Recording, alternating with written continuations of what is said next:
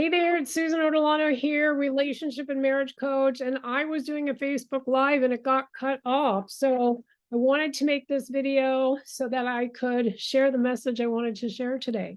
So what I always like to do is I like to start out by picking a message card.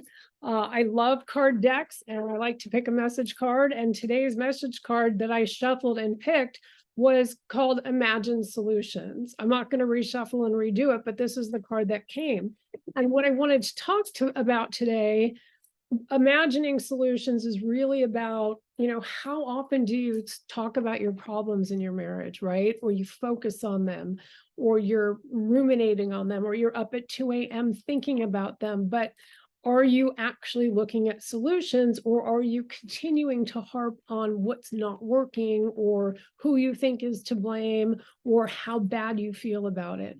So the message really is talking about imagine solutions, like do something that is solution focused so that you can look at how to move forward from that situation versus rehashing it over and over again. And that really plays into what the message is for today, which is all about the problem with marriage advice.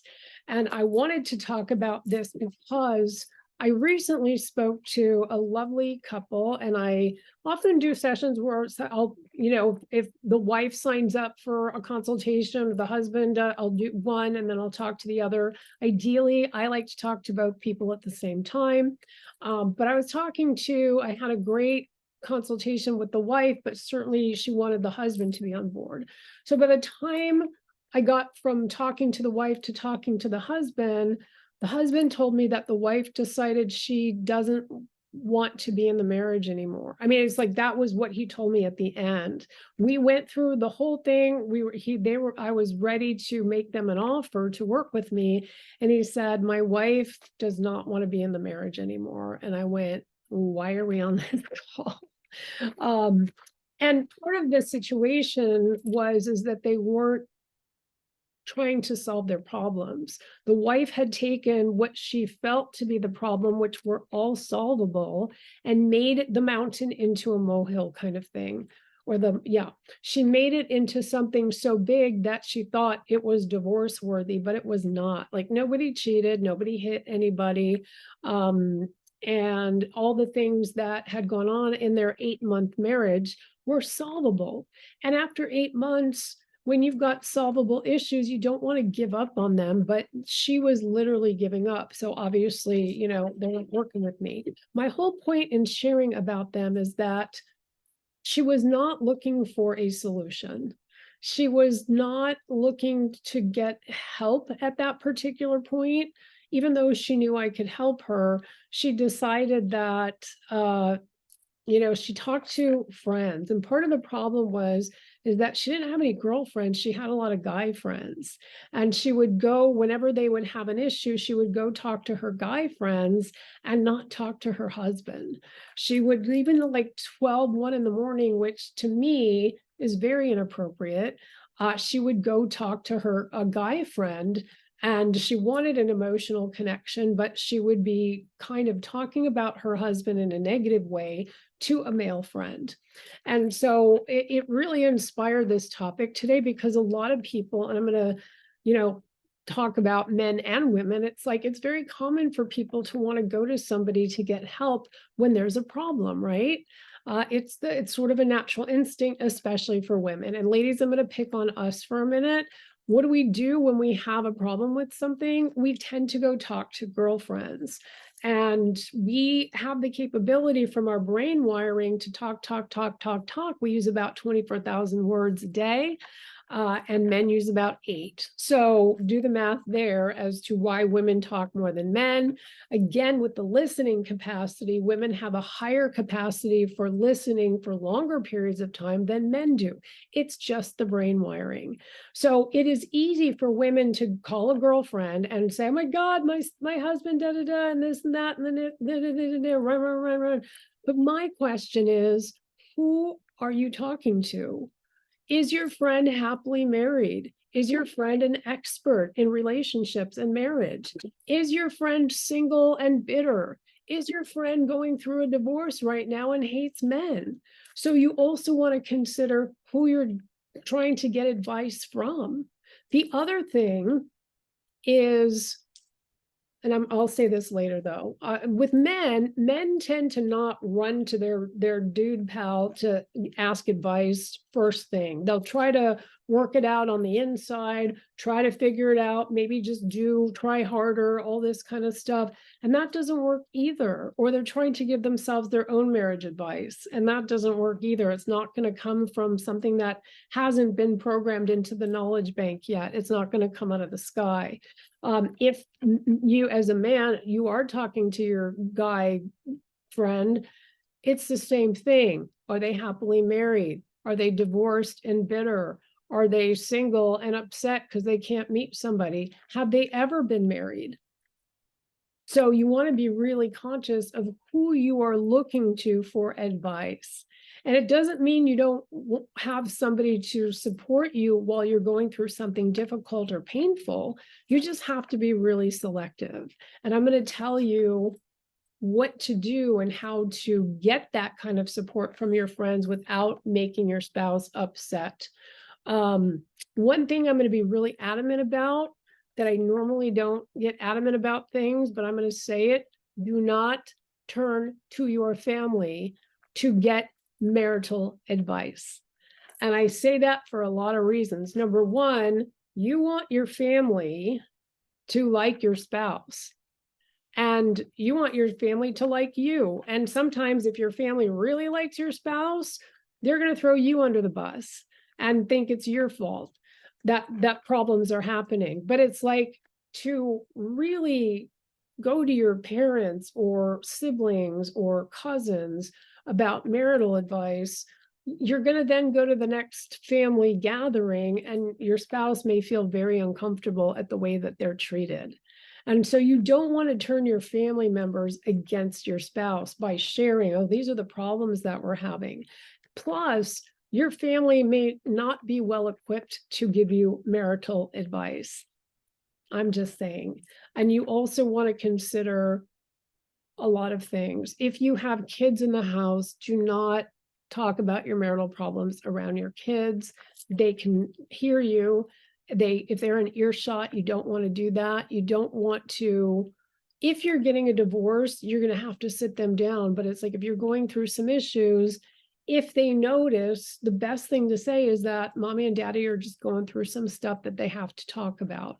You guys are okay. We love you, and reassure them. If you have grown kids, do not rely on your grown kids to give you marital advice. Do not tell your grown kids that if your marriage is not working.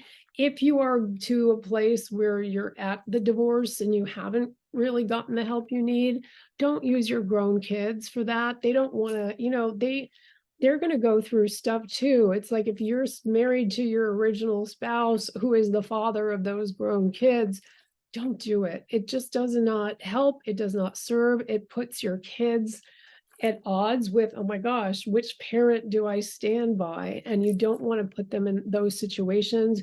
You don't want to share that with them. If you're in a blended family, keep your grown kids out of it. Keep the kids out of the situation. If there's a blended family where one of the kids is being harmed, that's a whole different situation. I'm not getting into that. I'm getting into like asking advice, or where you're going to get advice from. If you're on the phone talking to somebody and you've got a little kids in earshot, you do not want to be talking about that stuff, because it's going to get to them. And so again, talking to your family, not a good idea. You can say to your family, we're going through some stuff right now, but we're trying to work it out. Leave it at that, because your family is not your go-to for marriage advice. You really don't know, even if your parents have been together for 40, 50 years, you still don't know what they've been through, what they've put up with, what they've dealt with. And they were married for 40, 50 years, meaning their generation, there's a whole generation gap there. And your parents may not be actual marriage experts. Same with your siblings. Your siblings, again, may take sides. And you don't want to have that happen where, again, you're having a family get together and suddenly your sister who you went to is not talking to your husband, or your brother is not talking to your wife because they're privy to some of the issues going on. And again, they may not be experts. Even if they are experts in marriage, you don't want to go to your family to share what's going on and to get advice. Really not recommended. So one of the things you can do, and I advise this a lot, is pick a friend that your spouse, and do this while you guys are in a good space. Pick a friend that your spouse values, who values your spouse, and tell your spouse, when we have issues, if I need to talk it through with a friend, it's going to be Melissa or it's going to be Joni.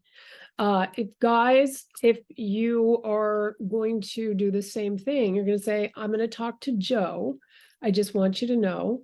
Or I'm going to talk to Kevin. I just want you to know, because that becomes a safe person. So that, when you are talking about your problems to somebody else, it puts your spouse in a position where they're going to feel embarrassed. They're going to feel exposed. They may feel a little bit betrayed that you're sharing some of the things, because again, you're going to share from your perspective. They're not going to get both sides of the story either. But it is okay to have a safe person, somebody that your spouse feels safe with, somebody that really has high regard for your spouse, and you still don't want to share everything that happened, because you don't want your friends in the middle of your marriage. You really don't. And so that's one thing to do, at least to get support, saying, I'm really mad at my wife right now. We had some stuff come up. It's very frustrating for me, and I just need to vent. And so then you get that support you need. Women need that kind of support more than men do, but then you get the support you need, and nobody's throwing anybody under the bus. And because if you throw your spouse under the bus, again, you're really doing a disservice, because if you resolve that issue, then your whoever you've spoken to may still dislike your spouse because of whatever incident happened. And you want to be really conscious about what you're sharing, because I know when things go wrong, you just want to tell somebody, this is women, men a little bit different, but you just want to tell somebody, and then you want to throw your spouse under the bus because you're really pissed off. And that is just the worst thing to do. You can say, I'm really mad at my spouse right now. We've had we had this disagreement around something, and I'm just really upset. I'm really shaken. I don't know if we're going to be able to resolve it, blah, blah, blah, blah, blah. I just need somebody to listen to me. That's mostly women. Men are very, how do I fix this? Very, imagine solutions. Men like to come fix something that sometimes they can't fix, or sometimes the friend is not going to have a solution to. So going to try to get, what's the solution here? What can I do to fix it? Your friend, again, you have to really look at, is this a safe person to talk to? Is this a person who values your spouse, so that you can actually share some things, but you want to keep a lot of things private between you and your spouse. Certainly get expert support. And I'm going to talk about expert support because you do have a choice. You can go to a therapist and you can go to a coach. My recommendation, because with therapy, I think therapy has its place, certainly for certain issues, but couples therapy has the lowest success rate of all the different types of therapy. Couples therapy does not require a commitment. You have to take that stand and be committed, because the therapist is not going to demand that you do X amount of sessions. The therapist will not offer you a package to say you have to go from, this is the contract, this is the package. You're not signing an agreement. You just have to rely on yourself to be accountable. And the minute things get really uncomfortable, or if people don't see change in like 3 or 4 sessions, they give up. A lot of times therapists tend to be biased, where one person will go to the therapist first, and then the other person brings in their spouse. They get sort of dragged into couples therapy, and the therapist already has a bias towards that person, and it just feels really unfair. And I'm not trying to, I almost became a therapist, but I realized, because the coaching profession was just coming out, that we had more expansion in terms of what we're able to do. We have a very different focus. We are solution focused. We are about focusing forward. And the other thing that we are able to do is teach a little bit. We teach skill sets. We help people with clearing trauma, but we don't diagnose you. A therapist, if you're going for an insurance-based therapist, they have to write a diagnosis in their report to the insurance company in order for you to get reimbursed. So then suddenly you've got some kind of diagnosis on record, and that gets a little dicey. So with coaching, we're package focused. We are about solving the issues, but we go, at least I do, I cannot speak for every coach. I go very deep with people because I want to get to the root of what the issue is so that we can solve it. And one of the things that I also recommend is any expert you go to, whatever they say to you, including myself, take it for checking. And what I mean by that is bring it into your inner knowingness, your own intuition, your own inner authority, because you are the ultimate authority of you, and check to see what resonates. So when I work with people, I give them options or solutions. I give them options, and they're going to try some things on and say, you know what, this really worked well for us. This, we didn't resonate with it so much, or one of us did, one of us didn't.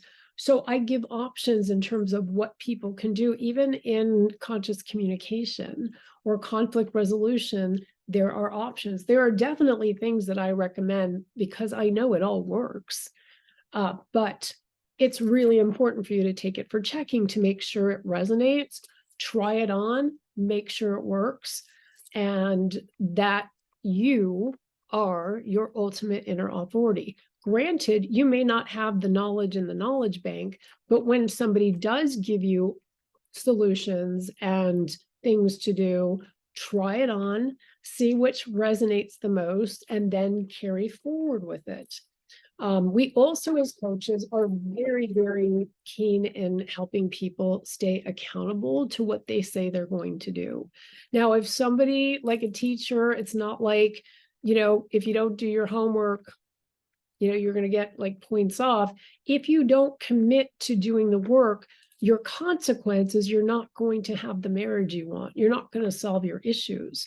So even inside of coaching, I only work with people who are highly committed. If somebody is wishy-washy or they feel like they're being dragged in by their spouse, I don't want anything to do with it, because I know that the person who got dragged in is not going to be as committed. And that's just not going to bring you guys to the place you want to be. Everybody has blind spots. There's no question about that. So you can't go into your knowledge bank with what you've learned and find the solution to something that is not in there. That's not where you're going to find solutions, which is why it's so important to reach out for expert support. There's so many things that you don't even know that you don't even know. And that is a blind spot. So it's important to not think that you can read a book and suddenly, books are great, but they're not, the author, even I wrote a book, the author's not going to jump out at you and give you solutions and help keep you accountable while you implement. Implementation is really key. Otherwise, what's the point? You can have a great awareness or an aha moment, but if you don't implement something, what's the point? And that's where taking action is really important. So people who say, and I've heard people, friends and all that kind of stuff, say that their spouse or significant other is like, oh, we'll figure this out. That is not a plan. That's like saying free beer tomorrow. And then the next day it says free beer tomorrow. And the next day it says free beer tomorrow. There's not a concrete plan there. You want to have concrete plan to take action, to find the solutions, to implement the solutions. If you don't take action with what you're doing to, take the guidance in and implement it, then you might as well not. You might as well just not, because you're not going to, if you're going to take guidance, support, or any advice in, and honestly, I'm not here to give advice, I'm here to share about what has worked for the people that I work with. And I share based on my own personal experience, having a happy marriage and a conscious marriage, as well as having been somebody who once upon a time did not have a happy marriage. And so I've had both experiences. I'm a trained professional, I'm a trained expert. So I have a higher level of insight and knowledge and experience than somebody, a friend is going to have. So you do want to check out your experts and make sure that they're credentialed, or that they have a degree, or that they, it's hard to know with a therapist whether they're even married or not, or if they're going through a nasty divorce. I've seen situations where a therapist advised somebody to wait a certain amount of time before they got married. This was a man who was going to therapy, who wanted to marry his girlfriend, propose and get married and all that kind of stuff. And the therapist says, oh no, you don't want to do, they had known each other 6 months. You want to wait at least a year. And the reason, she then apologized because she realized that was coming from her own direct experience, not her training. Not anything to do with this man or this couple. It was based on her own experience, having, I don't know, gotten married too soon or something like that. And that's, you don't want people who are going to just come based on their own wounds as an expert either. Don't make hasty decisions.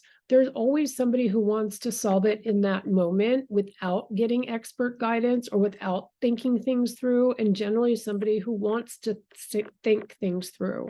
But it's really important to not make a hasty decision, to really, really look at the experts that are out there. Now, when I get people on a discovery call, I do ask them to make a decision. If I make them an offer, and I don't make an offer to everybody to work with me, I do ask them to make a decision on that call. And I do it because we've already gone through a lot of conversation or a lot of information. And if they're very aligned with me and what I do, and if they're aligned with what my offer is, and I've invited them in, then I do ask them to make a decision on the spot. I'll mute them or whatever so that they can talk about it. But when people go into, oh, I got to think about it, or, that kind of stuff, they're going to talk themselves out of getting the right help.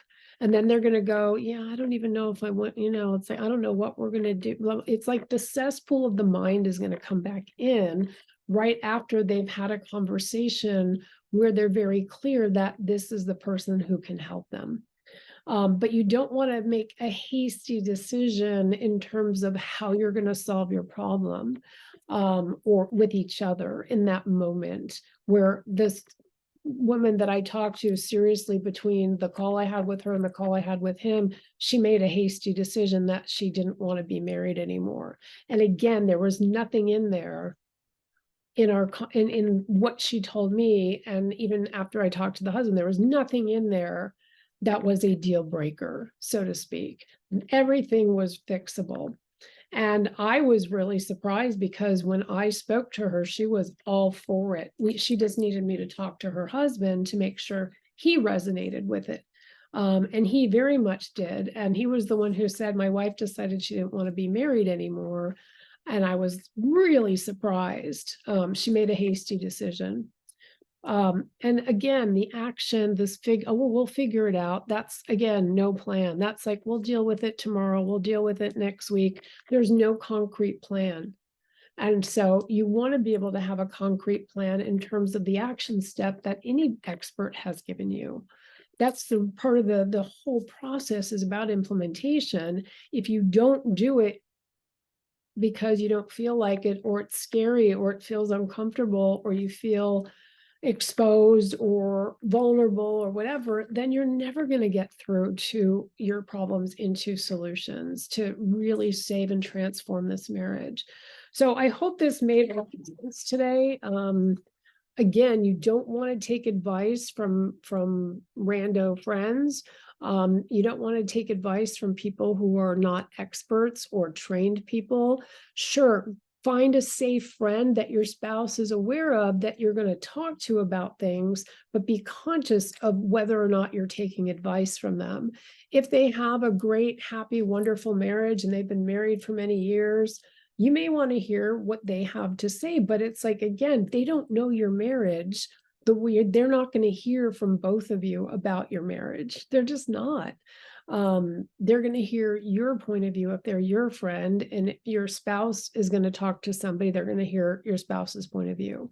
So marriage advice is very, very tricky. You don't want to just go on the internet and find marriage advice because they don't know anything about you. You don't want to just read a book and go, hey, now I know the answer, because you haven't sorted it through with your spouse and you don't have guidance there, somebody to walk you through the process. So, and yes, there are some reasons that people need to go to therapy or 12-step programs if you have addiction that is active. It is wise to go to 12-step. It is wise to go to rehab. It is wise to go to an addiction therapist. I'm not the person who's going to help with addiction. That's not my area of expertise. Trauma, absolutely. Infidelity, sure, I can help that. Domestic violence, you definitely want to, if you're trying to repair that, you definitely want to go to somebody who is an expert in domestic violence, and I am not. If you've gone through emotional, like toxicity in the marriage or trauma in the marriage, that is not physical abuse, yes, I'm somebody who can help with that. But other than that, I will refer out for those other issues. So be conscious about who you go to for marriage advice. I'm not necessarily an advice giver, I'm a coach. And what we do with coaching is we ask a lot of questions. I am an educoach, meaning I do teach things and I do give out implementation, and I do hold people accountable to what they say they're going to do. And I hold people at a high level of commitment. Can I force somebody to commit to it? Absolutely not. But most of the time, I'm somebody's best shot at saving and transforming the marriage. So if you are struggling with your marriage and you find yourself or your spouse going to get advice from friends who have absolutely no idea what they're talking about, even if they have a decent marriage, they may not be the best person to give advice. They're too close to you and they're not trained. Go to some trained expert who specializes in what you do and has their own direct experience, I would say like me. And again, I offer discovery calls because I'm not going to offer you or invite you to work with me until I know enough about you to know that A, I can help you with your situation. B, I want to help you. There are some people I just do not want to work with because I'm not seeing the qualities that I need to know that they're going to get the outcome. And what's really important for me as a coach is that people get the outcome, meaning the marriage is saved, the marriage gets into a transformational process, and people have tools for life so that they can continue on and keep their marriage vibrant, alive, conscious, sacred, with all the good stuff. So I'm very particular about who I invite to work with me. But if you are somebody and you see yourselves as committed, as resourceful, as coachable, meaning you're not going to override what the coach says, or you're not going to be resistant to everything that anybody says, and you are somebody who can make that decision to get the support, I offer a free discovery call. The one thing I expect from that free discovery call is for people to show up. Anybody who books a call with me, if they don't show up, they don't get a second chance unless there was some kind of cancellation where they canceled like 24 hours ahead of time. If somebody does not show up, then they don't get a second shot with me, and I will send them on their way and just say, too bad. Because you got to apply in order to get a call with me. So once you book a discovery call, I put the calendar once you book the discovery call, you do have an application to fill out. And if I see something on there that I have a question about, I will reach back out, I will ask about it. And if it's something that I know where I know for sure I can't help you, I'm happy to refer you somewhere else. If I go through an entire phone call with you and your spouse and I determine you're not the best fit for what I do, I'm happy to make a referral or make a suggestion about where to go from there. But if I invite you in, it means that I see that you are somebody who would take well to what I offer, and that I see you as committed, decisive, coachable, resourceful people. So that is it for me today. Be very conscious about where you go for advice and where you go to get your problem solved. And ultimately, you're the authority of you. You've got to feel, even with an expert, you have to feel connected. You have to feel good rapport. You have to feel really aligned. And you have to really feel in your heart that you think this person can help you. And the other person, with coaches, we do the consultations. Therapists generally don't. They'll just say, come, book at this time, blah, blah, blah. They may have a 5-10 minute conversation with you, but my calls go for about 45 minutes to an hour because I really need to know specific pieces of information. And I need to know that I want to work with you, that I can help you, because I don't just invite anybody. And I don't take insurance. Therefore, I do not diagnose you. With that, I hope you have a very happy weekend. I hope you're enjoying your summer, and I will be back soon. And anybody listening to this, who's listening to this like further down the road, it is summertime as I'm recording it, 2023. It is July 13th, 2023. And again, I hope you're having a great summer or whatever season it is for you. Bye now.